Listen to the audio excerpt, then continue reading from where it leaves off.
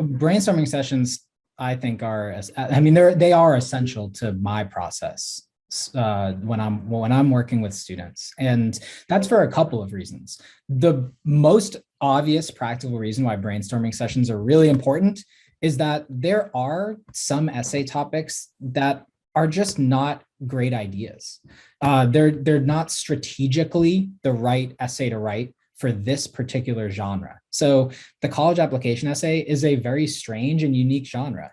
You are writing a personal essay, which first of all is something that not many students are trained to do in school. Most schools in their English classes, they train students to perform literary analysis, but not to write meaningfully about their own experiences. So first of all, students are unfamiliar with the genre in general. And second of all, students are unfamiliar with this even more particular genre of personal essay where you're writing about yourself, but also to a really specific audience, which is just college admissions readers. So not only do you need to tell a story that reveals details about who you are as a person, you also need to tell a story that gives colleges a good sense of what is your intellectual life like. Who are you as a thinker? What are you interested in academically or intellectually? So, a lot of students, as I think largely as a result of information you can find online and famous essays you can find online, like the Costco essay, a lot of students are under the impression that their personal statement should be sort of this really quirky, whimsical thing where, they discuss a mundane experience like going to Costco and then vaguely tie it to their academic ambitions. Or a lot of students think that the personal essay should be about the biggest challenge they ever faced in their life. So like a big injury they sustained in sports, or just like the worst thing that's ever happened to them. But all of that is really the wrong path to go down. And so what I try to do in my brainstorming sessions is to ask students about their main intellectual interests, the things they've been most curious about in their lives. And then I try to work from there to figure out what are the most formative or memorable experiences students have had that have helped them to discover their intellectual passions or to clarify those passions over time.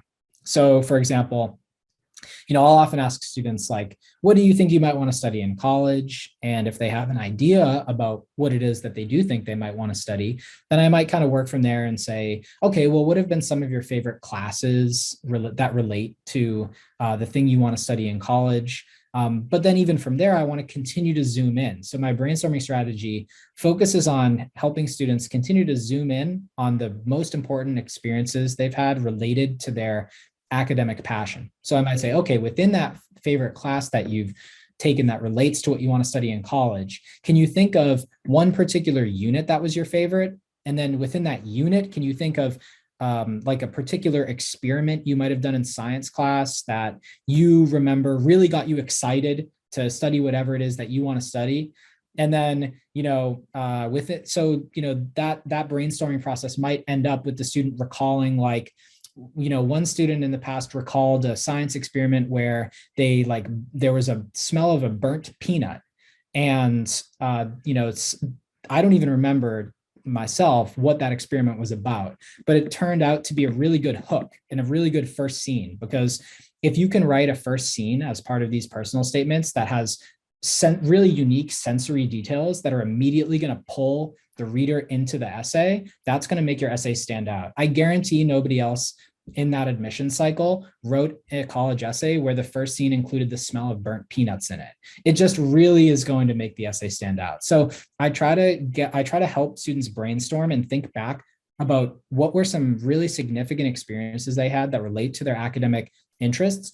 And then as we recall those experiences, how can we include sensory details in our writing that help to make the writing vivid and real to potential readers?